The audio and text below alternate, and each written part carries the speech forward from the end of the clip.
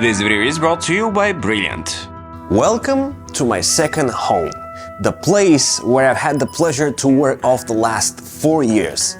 Together with my friend Volko, this 400 square feet room has served as the place where we have created over 200 videos in the last 1400 days or so. With the arrival of the new year, we're saying farewell to this space as we are about to move to a new, larger and very exciting location, which I'll be sharing more about soon. When I first started creating YouTube videos here around September of 2019, the channel had less than 10,000 subscribers. Since then, we have grown to over 230,000, which is mind-blowing. Although I'm excited about the new cave, which is still under construction, I would like to take this opportunity and pay homage to this lovely studio before we move out in 2 weeks' time. And the best way that I can do that is to take you along for a little tour. I know a lot of you will be interested, so everything we can try we'll put in the description below. So let's get started. This is the corner where we do most of our B-roll shots.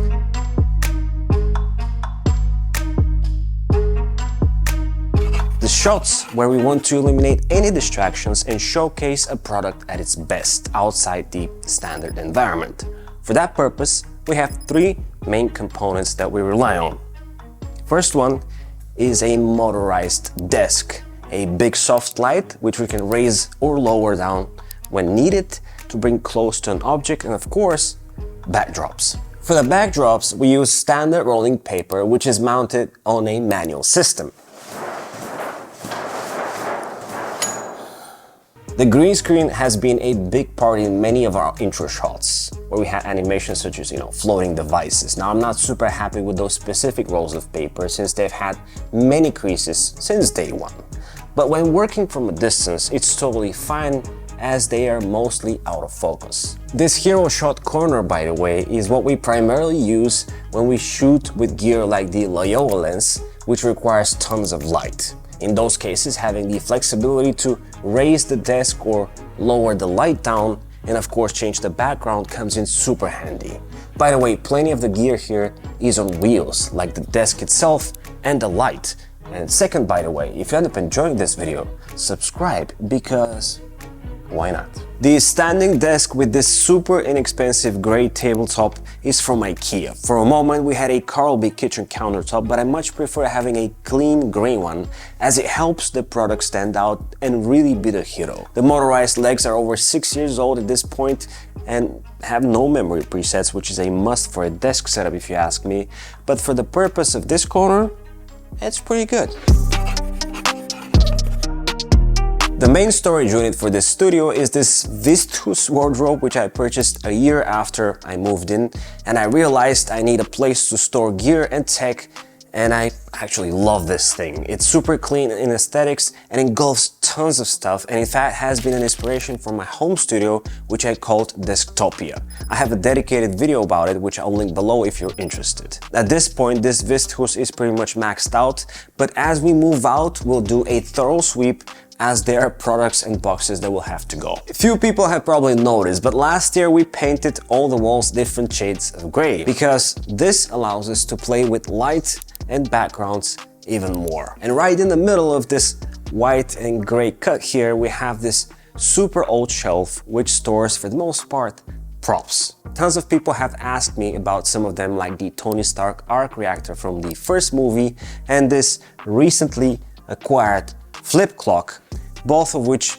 I'll link in the description. If you are a regular viewer, I'm sure you'll notice we are LEGO fans, the most important to me being the Friends set. Aside from that, there are memorabilia items, old vinyls, and my other featured props, the Play Forever cars, which we've actually placed on this shelf right here. Play Forever cars can be described as creators and connoisseurs of art toys that are built to last a lifetime. That's how they represent themselves on their website, and my collection can actually attest to that because these things are just amazing. The most recent addition to this collection is this UFO 77 Lionessa, which I'm sure you'll recognize as a Lamborghini Countach.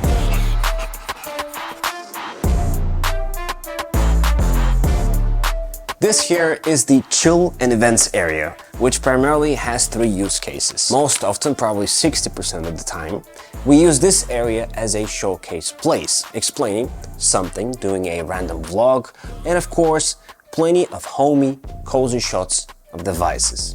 I love sitting on this 3-seater Landskrona IKEA couch, which hasn't shown any signs of wear and tear. It's in fact super comfortable and I don't plan on changing it at all.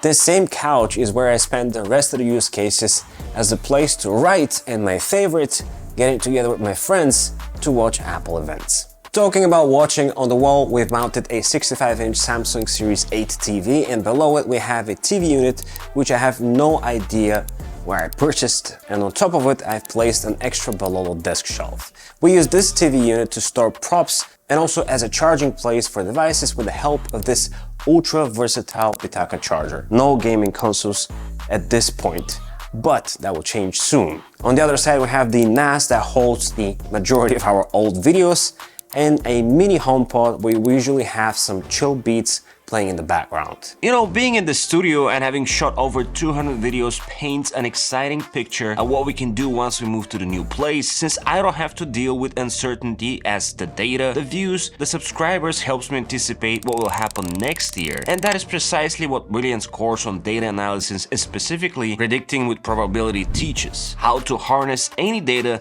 to predict what lies ahead. I've been enjoying Brilliant's bite-sized lessons for years, helping me master big concepts in as little as 15 minutes a day. It is the best way to learn math, data science, and computer science interactively, offering thousands of lessons from basics to advanced topics, where new lessons are added every month. Whatever your skill level, Brilliant customizes content to fit your needs and lets you solve at your own pace. So why don't you boost your analytical skills to become a better problem solver and try everything Brilliant has to offer for free for a full 30 days by visiting brilliant.org/thisise or clicking on the first link in the description below. The first 200 of you will get 20% off Brilliant's annual premium subscription.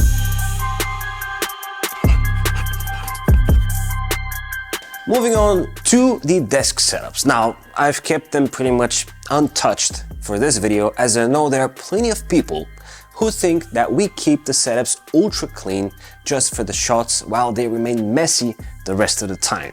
Now, truth be told, all of us are organizing freaks, and although things might get messy while in the middle of a shoot, everything gets reset at the end of each day, looking clean and just as aesthetic the next. I find my desk super productive in this current state with the LG Dual Up display, which I use most of the time when it's time to edit. For the most part, it is my library monitor, which I utilize while in the middle of putting together an episode, while the rest of the time I rely on my trusty studio display. As you can see, plenty of the items are elevated on Bololo shelves, while most of the items like this quirky 8-bit dock keyboard and items like the mic and the camera can be explored further in my recent videos, which I'll link below. So far, the most favorite item on my desk are the speakers, which are by Edifier and sound absolutely fantastic. Volko's desk is very similar to mine, but in a lighter version. While I use IKEA's ROG standing legs, his are from Autonomous if I'm not mistaken, with my favorite Anfalar bamboo tabletop and a plain white Alex drawer flanking it.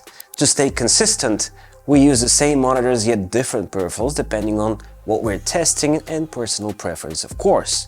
The IQ Unix Zonix 75 keyboard is his top-of-the-line choice as it's much more quiet than my retro one from 8-bit Do, which you can explore more in my last video. I much prefer a lighter gaming mouse for productivity, while he stays true to his choice of a mouse, the Logitech MX Master 3S. Again, it is super quiet. Both of us use the AirPods Max for video editing, mainly because of the incredible noise cancelling and of course almost zero lag when using them wirelessly. Now you might notice a magic keyboard here and there purely because of the Touch ID functionality and of course plenty of controllers like this one for example, which we either use for testing, the teleprompter, and of course when doing some light gaming.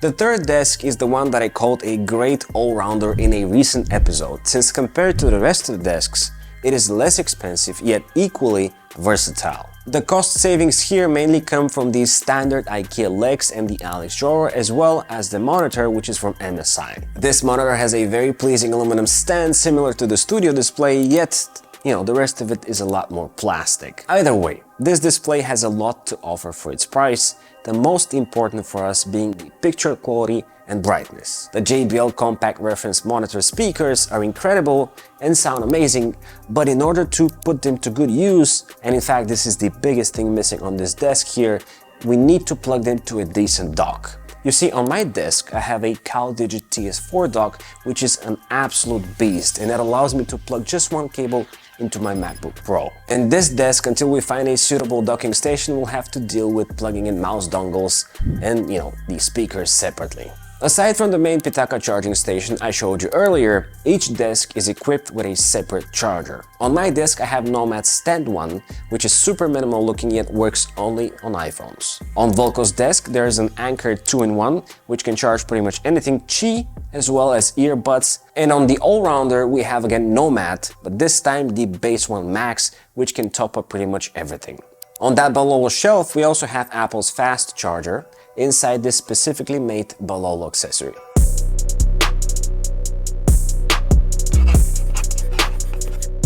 Although we've gone through various decor rotations and additions, few things have withstood the test of time, the oldest being this IKEA fake plant, which to this day remains a constant prop in plenty of our shots. Since then, I managed to rescue some real plants that we take good care of, but the truth is that the Faker remains the one that we have abused the most because we move it all the time.